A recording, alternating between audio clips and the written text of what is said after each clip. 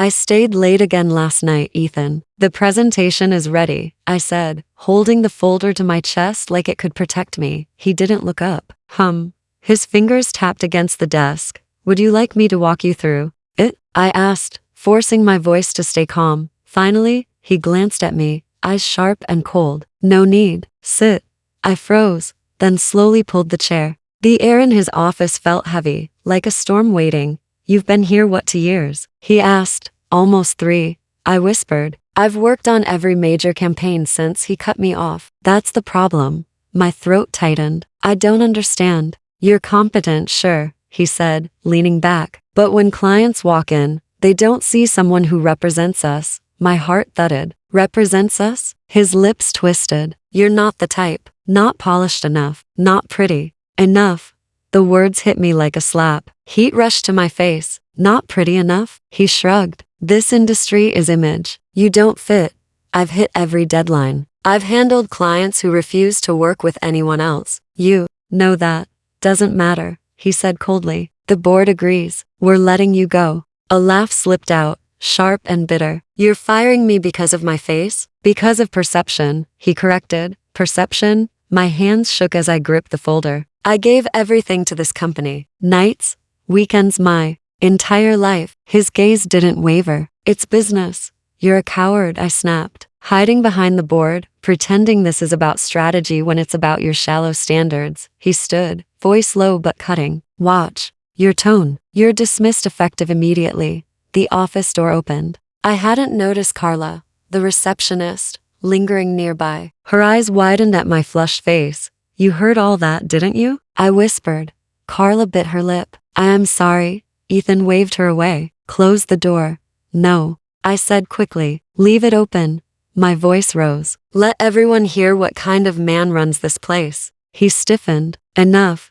No, not enough, I said, tears stinging. You tell women their work means nothing unless they're pretty. That's what you think leadership is. Shameful. A silence stretched. I could feel the weight of eyes. Outside, curious glances sneaking through the glass walls. Ethan's jaw clenched. Get out. I stood, folder clutched so tightly my knuckles hurt. My legs felt weak, but I forced them forward. Carla reached out. Do you want me to know? I whispered, shaking my head. I'll be fine. As I stepped into the hallway, whispers followed. Did you hear? He actually said that? Unbelievable. My chest burned with humiliation. I kept walking, refusing to let the tears fall here. Outside, the cold air slapped me. I leaned against the wall, folder still in my grip. My reflection in the glass door looked small, broken, not pretty enough. The words echoed like poison. I laughed weakly, though it sounded like a sob. Almost 3 years, all gone. The folder slipped from my hands, papers scattering across the pavement. I didn't chase them. I just stood there, breathing hard. As people walked past without stopping, inside, rage bubbled beneath the shame. He thought he ended me. Maybe he had for now, but as I wiped my tears, I whispered, this isn't the end. I still can't believe he said that, Lily whispered, her hands gripping a mug of tea. Not pretty enough? Who even talks like that? I sat curled on the couch, knees pulled up, my voice cracked. It wasn't just the words, Lily. It was how he looked at me like I was disposable. You're not disposable, she snapped. You carried that company on your back. Everyone knows it. I shook my head. If that were true, I'd still have a job. Instead, I walked out with nothing. Nothing? You have me, she said firmly. That's not the same, I whispered. She sighed and set the mug down. Then tell me, what do you think you did wrong? I laughed bitterly. Everything? Maybe I was too plain. Maybe I should have worn more makeup, or smiled more. Maybe if I stop. Her voice cut through mine. You don't need to change your face to prove your worth. My chest ached. But that's exactly what he said, Lily. That I don't represent them. That I'm not what clients want to see. And you believe him? She asked sharply. Silence hung. I pressed my forehead to my knees. Maybe I do. God, no. She muttered. Do you even hear yourself? You're brilliant, hardworking, then why am I sitting here unemployed while he gets to play God? I snapped. Her eyes softened. Because he's cruel. Not because you're lacking. I bit my lip. Cruel or not, he destroyed me in front of everyone. I'll never forget their faces. They looked at me like he was right. She sat closer. People always whisper, But you don't owe them your confidence. You owe it to yourself. My throat tightened. I don't know how to find it again. Then, we'll find it together. I turned to her. You make it sound easy. It's not. But running yourself down isn't easier either. I wiped at my swollen eyes. Every time I close them, I hear him. Not pretty enough. Like a curse. Lily grabbed my hand. Then we fight the curse. One step at a time. A hollow laugh escaped me. Fight it how? Apply for another job just to hear the same thing again? Or apply for a job where talent matters more than lipstick? She shot back. Her defiance almost made me smile. Almost. You always know what to say. I'm not letting you drown in this, she said. You're stronger than you think. I don't feel strong. You don't have to feel it to be it. I leaned back, staring at the ceiling. Do you know what hurts most? She glanced at me. What? I gave them everything. Nights, weekends, birthdays, and none of it mattered. He didn't even blink when he fired me, like I was trash. Her jaw clenched. Then he'll choke on the day he realizes what he lost. A tear slid down my cheek. What if that day never comes? Then you'll rise anyway, she said quietly. Not for him, for you. I breathed shakily. It feels impossible. Impossible now, she corrected. Not forever. I squeezed her hand. Promise you won't let me give up? She smiled faintly. I promise. But you'll have to promise me something too. What? When the time comes, you'll stop burying your rage under shame. You'll use it. Her words burned inside me. Rage, shame, both alive, both mine. I whispered, almost afraid. Maybe one day. I don't belong here, Lily, I whispered, tugging at the hem of my borrowed dress. The chandeliers glittered too brightly, and the laughter around me felt sharp against my skin. You belong more than half these people, she said, linking her arm through mine. Stop shrinking. You look amazing. I frowned. Amazing? This thing barely fits. Better than sulking at home, she shot back. Now, smile. Pretend you're enjoying yourself. Pretend. Right. Story of my life. She rolled her eyes. 1 hour. If you still hate it, I'll take you home. I sighed but nodded. My eyes drifted over the crowd. Expensive suits, sparkling gowns, faces polished like glass. I felt invisible until a man's voice broke through.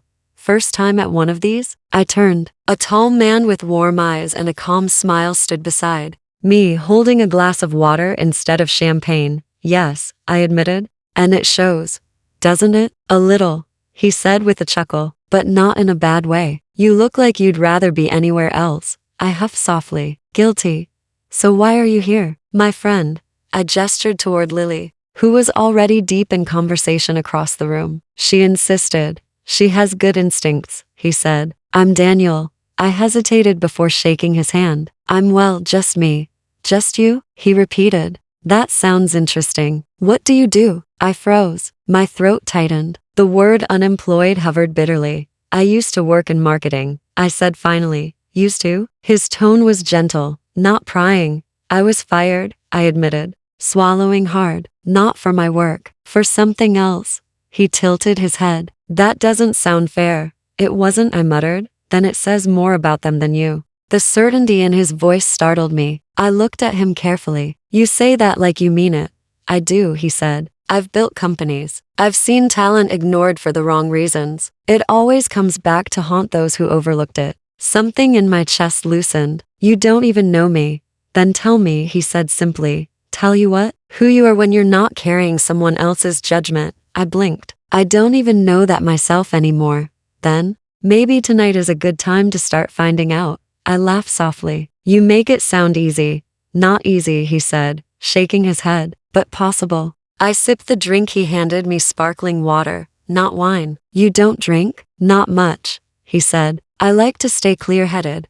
Clear-headed at a gala. That's rare. I'm not here for the wine, he said. I'm here to listen. And right now, I'd rather listen to you. My cheeks warmed. Why? Because you're speaking honestly, he said. Everyone else here is performing. You're the first person who sounds real. The words caught me off guard. For weeks I'd felt invisible. Now, under his steady gaze, I felt seen. I whispered, almost to myself. I thought I lost that part of me. What part? The part that mattered more than appearances. He smiled gently. It's still there. I can see it. I looked down, my heart beating strangely fast. You don't even know what I've been through. Maybe not, he said softly, but I know pain when I see it, and I know resilience too. Something inside me stirred. Not love, not yet, but recognition. Hope. Lily returned, eyes flicking between us. Oh, you've made a friend. Daniel extended his hand toward her. Not just a friend, I hope. I'd like to see her again. I swallowed hard, unsure what to say. But for the first time since Ethan's words shattered me, I didn't feel broken. I felt noticed. Why do you always order black coffee? Daniel asked, stirring sugar into his. Because it tastes like honesty, I said, lifting the cup. Bitter but real. He chuckled. That's dramatic, maybe. But I've had enough fake sweetness lately. His eyes softened, still thinking about what happened. Every day, I admitted. I hear him in my head, like a broken record. Daniel leaned closer. You know, you don't have to let his voice be louder than yours. It's not that easy. I didn't say easy, he replied, but possible. I rolled the cup between my palms. Why do you care? Because I see someone valuable sitting across from me, and she doesn't see it herself. I swallowed hard. You don't even know me well enough to say that. Then let me know you, he said simply. I stared at him. You're persistent, only when it matters. Silence lingered, filled with clinking cups around us. Finally, I said, I used to laugh a lot. Before everything. I've seen your smile, he said. It's still there, just hiding. I smirked faintly. You make it sound like I lost a key. Maybe you just misplaced it, he said gently. Something about his tone made me relax. You really believe that? I do, he said. And I'd like to help you find it again. I laughed softly. Help me how? By reminding you that one man's cruelty doesn't define your worth. The words struck deep. You make it sound simple. Simple truths are often the hardest to accept. I studied him. You're not what I expected. What did you expect? Someone who only talks about himself, I admitted. He smiled. That's boring. I'd rather hear about you. My heart fluttered. Careful. You might regret asking. Try me, he challenged. So I told him about the projects I once led, the campaigns I built from scratch, the nights I stayed awake crafting ideas. My voice shook at first, but his attentive gaze steadied me. When I paused, he said, see, that's the woman I see. Creative, determined, more than enough. I blinked rapidly. More than enough? Tell that to Ethan. Who's Ethan to decide your value? He was my boss. Exactly. Was. I laughed bitterly. You make everything sound so small, because compared to your future, it is small. The words lodged in my chest. Future. I don't even know if I have one anymore. Then build one, he said simply. You make it sound like I can just start over. Why can't you? I hesitated. Because I'm afraid. What if I fail again? Then fail forward, he said. But don't stop moving. I pressed my lips together, emotions swirling. You're too optimistic. Or maybe you've just forgotten what hope feels like, he countered. I exhaled slowly. You're dangerous. Dangerous? He grinned. Because you make me believe again. His smile softened. Good. You should. For the first time in weeks, I felt something shift inside me. Warmth, lightness, a flicker of the person I used to be. Still, Ethan's voice whispered at the edges. Not pretty enough. I sipped my coffee, forcing a smile. You don't know how loud that voice is. Then let's make yours louder, Daniel said. One conversation at a time. I looked at him, my chest tight. You really think I can drown it out? I don't think, he said. I know. And for a fleeting moment, I almost believed him. Almost. You're quiet tonight, Daniel said as we walked along the riverbank, city lights flickering on the water. I'm just thinking, I murmured. Dangerous, he teased gently. What kind of thoughts? The kind that don't have easy answers. He slowed his steps. Then maybe say them out loud. Sometimes the air makes them lighter. I hesitated, then shook my head. Not tonight. He studied me for a moment, then sighed. All right, then I'll go first. Go. First with what? With this. He stopped walking, turning to face me. I like you. I blinked. What? You heard me. His tone was steady, but his eyes searched mine. I like you. More than a friend. More than casual talks over coffee. I like you. My chest tightened. Daniel, don't panic, he said quickly. I'm not demanding anything. I just needed to say it. I looked away, heart racing. Why me? Why not you? Because I'm broken, I whispered. You're not broken, he said firmly. You're healing. There's a difference. I shook my head. You don't know how much of me is missing. Then let me help you find it, he said softly. I laughed nervously. That sounds like something from a movie. Maybe, he admitted. But I mean it. Silence stretched between us. The night air was cool, brushing my skin. Finally, I said, what if I can't give you what you want? Then we'll take what you can give, he replied. I don't need perfection. I just need honesty. My voice shook. Honesty? Then here it is. I don't know if I feel the same way. I care about you, yes. I feel safe with you. But love? He nodded slowly. That's fair. But safety is a start. I bit my lip. You're too patient. Patience is easy when someone's worth it. I met his eyes, and something in me ached. You're serious. Completely. I exhaled. I don't deserve this. You deserve more, he countered. My chest trembled with conflicting emotions, fear, longing, hope. What if I'm just clinging to you because I can't stand being alone? He smiled faintly. Then cling. I'll hold on until you don't need to anymore. Tears pricked my eyes. You make it sound so simple. It doesn't have to be complicated, he said gently. Sometimes two people just decide to stand beside each other, no matter what. I whispered, I want to believe that. Then believe it, he urged. I swallowed hard. All right, I'll try. But don't expect me to fall perfectly into some fairy tale. I don't want a fairy tale, he said. I want you. My heart pounded. Slowly, I nodded. Then yes, I'll try with you. His hand brushed mine, warm and steady. That's all I needed to hear. We walked again, slower this time. My thoughts swirled. Part of me screamed I was moving too fast, leaning on him too much. But another part, the part that had felt cold and abandoned for so long, clung to the warmth he offered.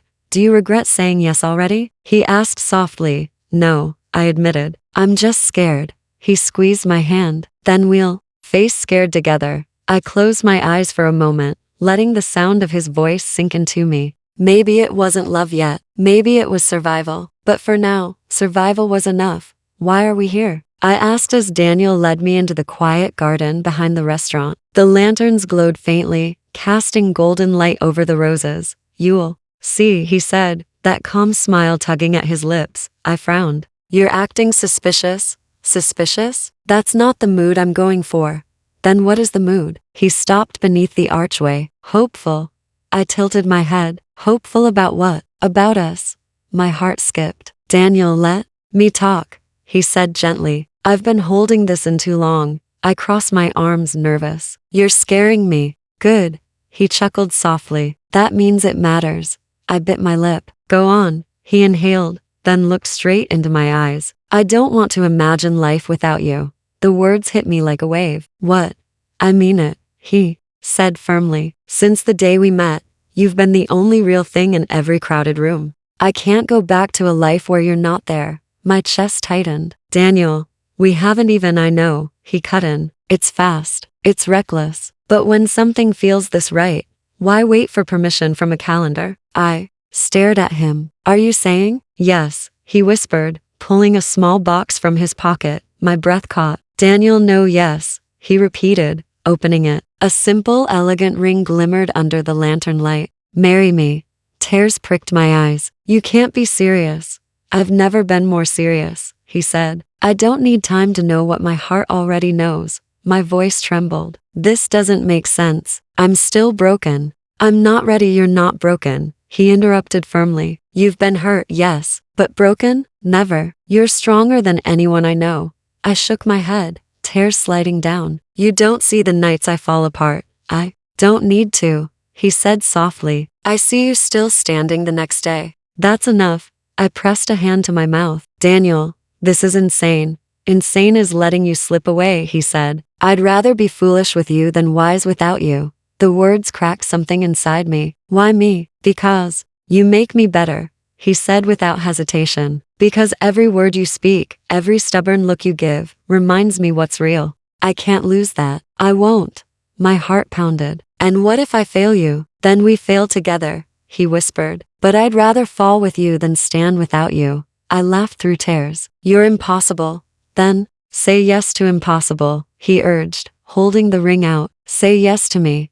I stared at the ring, my vision blurred. Ethan's voice tried to crawl back into my mind. not pretty enough. But Daniel's voice was louder, steadier, drowning it out with every word. I whispered, shaking, I don't deserve this. You deserve everything, he said, and I want to spend the rest of my life proving it to you. My knees weakened. Daniel, yes, yes, I whispered, tears spilling. Yes. His face broke into pure joy. He slipped the ring onto my trembling hand. I promise you, he said, voice thick with emotion, I'll never let you question your worth again. I laughed and sobbed at once, clutching his shoulders. Don't make promises you can't keep. He held me tighter. This one I will keep. The world blurred around us, lanterns, roses, night air, everything fading except the warmth of his arms. For the first time since my humiliation, I didn't feel like ashes. I felt like fire, alive again. My voice cracked against his chest. I can't believe this is happening. Believe it, he whispered, because this is just the beginning. Are you ready? Lily whispered, smoothing the veil over my shoulders. I stared at my reflection, voice trembling. No, yes, maybe. She laughed softly. That's every bride. I clutched the bouquet. Lily, what if I don't deserve this happiness? Her eyes narrowed. Don't you dare. You've bled enough tears to earn this. Now walk down that aisle and claim what's yours. The music swelled outside. My heart hammered as the doors opened. I whispered, oh God, breathe, Lily said. He's waiting for you. I stepped forward, each step heavy with disbelief. Guests rose, smiles bright, but my eyes locked only on Daniel. He stood at the altar, steady, certain, his gaze never leaving mine. When I reached him, he whispered, you're beautiful. Tears blurred my vision. Don't make me cry. Too late, he said, brushing a tear from my cheek. The officiant cleared his throat. Shall we begin? Daniel squeezed my hand. Yes. The words washed over me, tradition, promises, vows. But all I heard was my heartbeat, loud and wild. Then Daniel spoke. His voice shook, but his eyes stayed firm. From the moment I met you,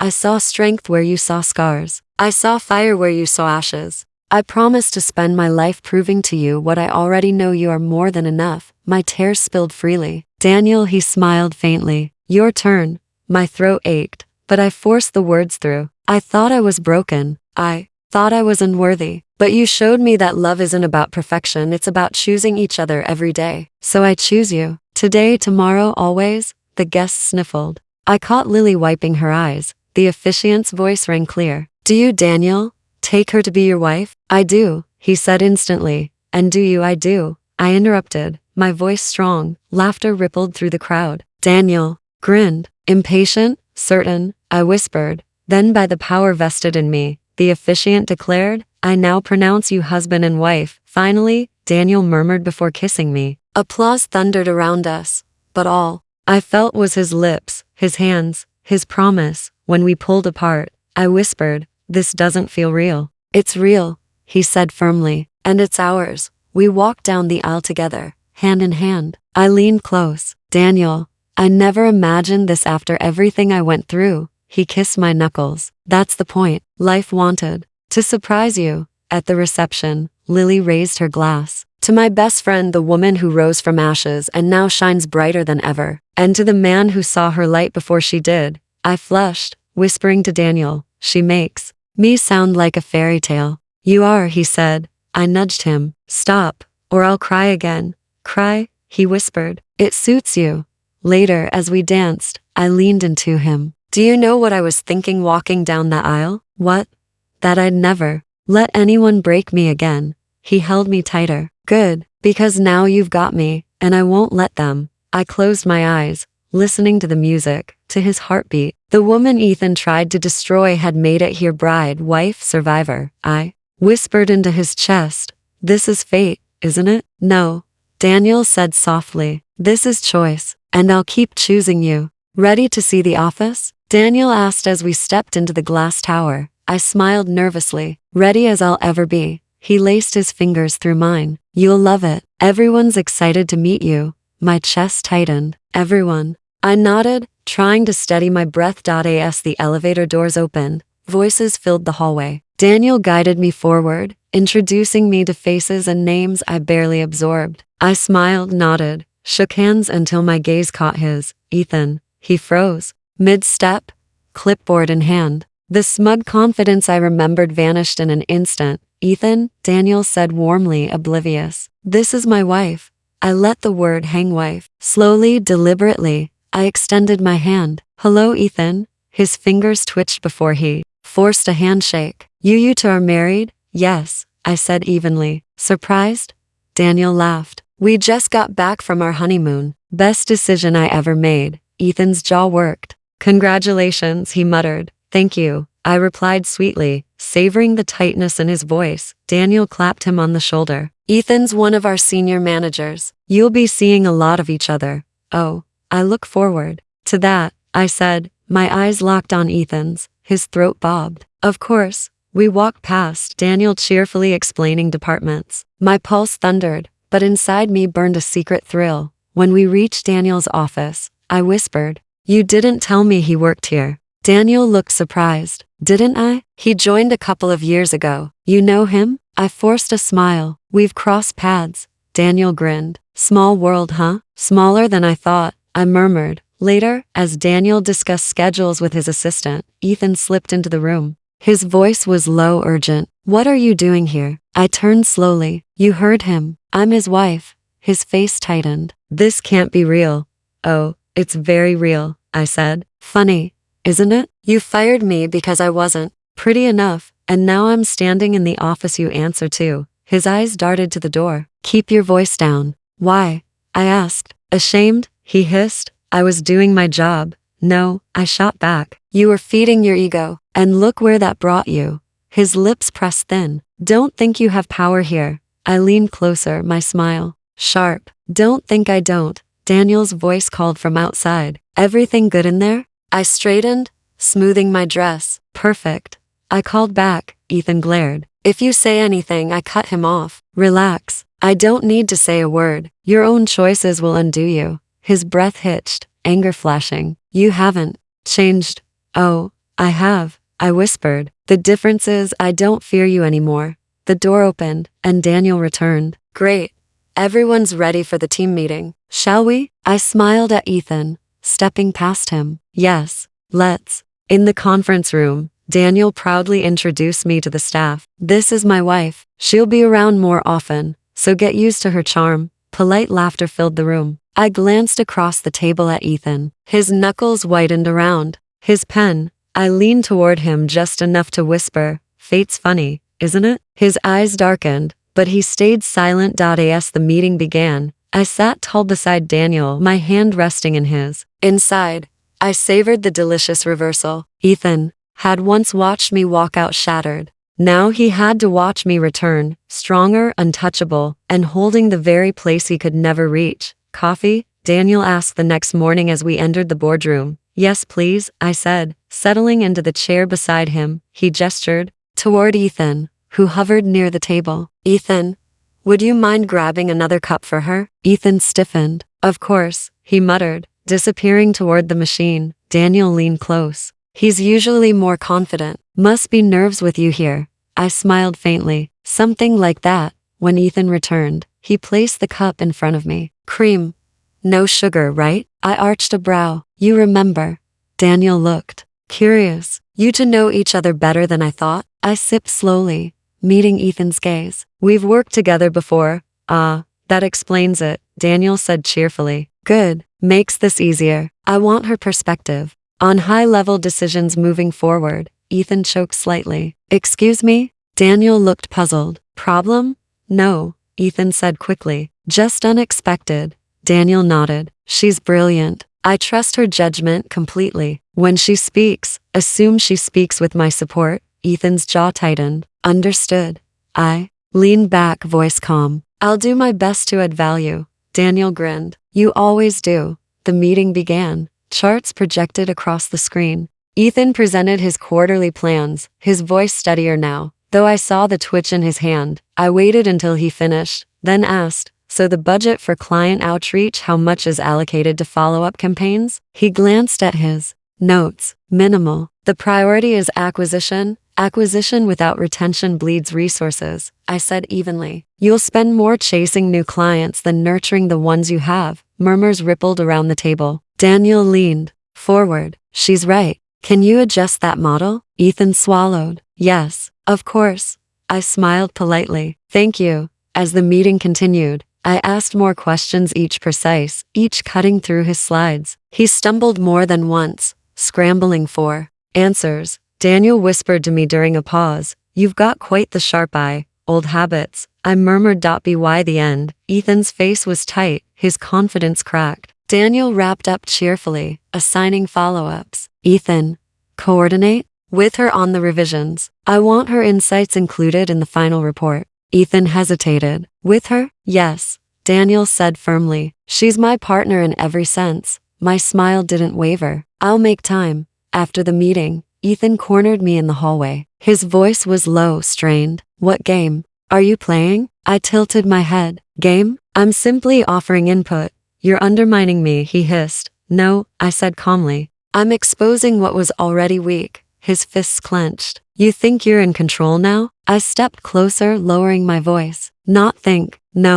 And the best part? I don't have to lift a finger. You're unraveling yourself. He glared, but his silence spoke louder than words. Daniel appeared from the doorway, oblivious to the tension. There you two are. Great teamwork today. Of course, I said smoothly. We'll refine things together. Ethan forced a smile. Naturally. As Daniel walked ahead, I lingered a moment, whispering to Ethan, get used to this. The power you once had over me? Gone. His eyes darkened, but he stayed quiet, trapped in the role he once forced on me. When I caught up to Daniel, he asked, everything all right? Perfect, I said, slipping my hand into his. Better than perfect. Inside, a quiet satisfaction spread through me. The man who once crushed my pride now flinched at my words. For the first time, I wasn't the one bending. He was. Have you seen these numbers? Daniel asked, sliding a report across the desk. I scanned the pages, my brows furrowed. This is Ethan's division? Yes, Daniel said grimly. Client retention has dropped 30% in 3 months. I exhaled slowly. I warned him about that. You did, Daniel agreed, but he dismissed it. I tapped the page. This isn't just oversight. This is arrogance. Daniel leaned back. Tell me what you see. I looked at the data again. Aggressive acquisition, no follow-up strategy, money poured into flash without substance. It's short-term ego, disguised as long-term growth. He raised his brows. That blunt? Blunter, if you want the truth, I said. He's gambling with your reputation. Daniel studied me. And what would you do? Shift half the budget to client care, I answered. Rebuild loyalty before chasing new leads. Salvage what's left before the losses deepen. Silence stretched. Then Daniel nodded slowly. That makes sense, I added quietly. You asked for honesty. That's honesty. The next day, in the conference room, Daniel laid out the issues. Ethan sat stiffly, eyes darting as the reports glowed on the screen. Daniel turned to him. How do you explain this? Ethan cleared his throat. Temporary setback. New campaigns take time to stabilize. I spoke up. Stabilize? Clients are walking away. That's not a delay, it's damage. His glare flicked to me. With respect, you don't run this division. Daniel's tone hardened. But I trust her judgment. Answer the question. Ethan stammered. It's an adjustment phase. I shook my head. Excuses won't stop the bleeding. Your plan is unsustainable. Murmurs rippled across the table. Daniel held up a hand. Enough. I've heard both sides. Ethan leaned forward. Sir, with all due respect, you can't base strategy on facts. I cut in. Because that's what I presented. His face flushed. You're undermining me. No, I said evenly. You undermined yourself when you ignored warnings. Daniel's voice cut through the tension. I've made a decision. Effective immediately, Ethan. You're being reassigned. Your authority over this division is revoked. The room went silent. Ethan's jaw dropped. Reassigned? Yes, Daniel said firmly. You'll report to operations. Less public, less risk. Consider it a chance to rebuild trust. Ethan's voice cracked. This is a demotion. Daniel met his gaze. Call it what you like. Ethan turned to me, eyes burning. You did this. I held his stare. No, you did this. His mouth opened, then shut. The weight of the room pressed down on him. Daniel gathered the reports. Meeting adjourned. Chairs scraped. Voices hushed. Papers shuffled. Ethan stayed. Frozen, pale and stiff. As I stood, I leaned close to him, my voice barely above a whisper. Remember the day you told me I wasn't pretty enough? This feels different, doesn't it? His eyes flickered with fury and shame. I straightened, walking out with Daniel. My pulse raced, but inside, there was no triumphal shout, just a quiet, steady release. In the hallway, Daniel squeezed my hand. You were incredible in there. I smiled faintly. I only spoke the truth, and the truth was exactly what I needed, he said warmly. As we stepped into the elevator, I caught my reflection in the glass doors. No longer the woman who had walked out in tears. This time, I was the one watching him fall. It was satisfying, but somewhere deep inside, bittersweet too. Wait, Ethan's voice echoed in the empty hallway as I headed for the elevators. I stiffened. What do you want? He stepped closer, his shoulders slumped. Please, just hear me out. I've heard enough from you in my lifetime, I said coldly. His eyes darted, desperate. I was wrong. I laughed bitterly. That's an understatement. No, listen, he pleaded. I let my ego blind me. I thought power meant control, appearances, status. I thought humiliating you proved my strength. And did it? I asked sharply. Did destroying me make you stronger? His voice cracked. No, it ruined me. I folded my arms. You don't say. He swallowed. Every night since you walked out, I've replayed that moment. The words I said, not pretty enough. God, I hear them in my own head, and I hate myself. I stared at him, anger clashing with pity. You should. I was cruel, he admitted, arrogant. I fired you because I felt threatened. You were too good to respected. And I jealous? I cut in. His silence was answer enough. I shook my head. Do you even realize what you did to me? The nights I cried? The shame? The way I doubted my worth because of you? His face crumpled. I know, and I'm sorry. I'm begging for forgiveness. I blinked at him. Forgiveness? After everything? Yes, he whispered. Please, I can't carry this guilt anymore. I stepped closer, voice low. You didn't think about guilt when you tore my career apart. You didn't think about guilt when you reduced me to nothing in front of everyone. And now, because you're falling, you suddenly care? His eyes filled with tears. I care because I finally see who I became. A tyrant, a fool. I studied him, really studied him. For a fleeting second, I saw not the monster who mocked me, but a man hollowed out by his own mistakes. But then I remembered my shaking hands clutching that folder, my tears staining the pavement, my voice breaking under humiliation. No, I said quietly. He flinched. No, no forgiveness, I repeated. You don't get to heal by unloading your guilt onto me. His shoulders sagged. Please, you need absolution, I said. But that's not mine to give. You'll live with what you did, just like I lived with the pain you caused. His breath hitched. You can't walk away like this. I met his eyes. Watch me. I turned toward the elevator. His voice cracked behind me. I regret everything. I pressed the button, the metallic chime echoing. Too late. I whispered without turning back. The door slid open. I stepped inside. He stayed frozen in the hallway, a broken figure, drowning in silence. As the doors closed, my reflection stared back at me. My silence was louder than any curse I could have screamed. Justice didn't always come in flames. Sometimes it came in walking away whole, unshaken, and refusing to look back. Are you ready? Daniel asked, sliding the folder across his desk. I picked up the pen, my hand hovering. Ready for what exactly? For final approval, he said. This closes the reassignment. Ethan's role shifts permanently starting today. I let out a slow breath. You trust me to sign this? I don't just trust you, Daniel said softly. I want you to. I stared at the page. Ethan's name stared back at me, tied to a demotion he could never have imagined. Daniel leaned forward. Does it feel strange? Yes, I admitted. Strange, powerful, almost unreal. He smiled. That's because you've come full circle. I pressed the pen to the paper but paused. Do you know what this means to me? Tell me, he said gently. It's not revenge, I whispered. It's closure. That day he humiliated me. I thought I'd never stand again. Now I'm holding the very power he once used against me. Daniel reached for my hand. And you've earned every piece of it. The office door creaked open. Ethan stood there, pale, hesitant. So it's true. Daniel straightened. You're late. I needed to confirm, Ethan muttered. His eyes flicked to the folder in front of me. She's signing it? Yes, Daniel said firmly. It's her call. Ethan's gaze locked on mine. You don't have to do this. I lifted my chin. I'm not doing this to you. You did this to yourself. His voice wavered. But if you wanted, you could stop it.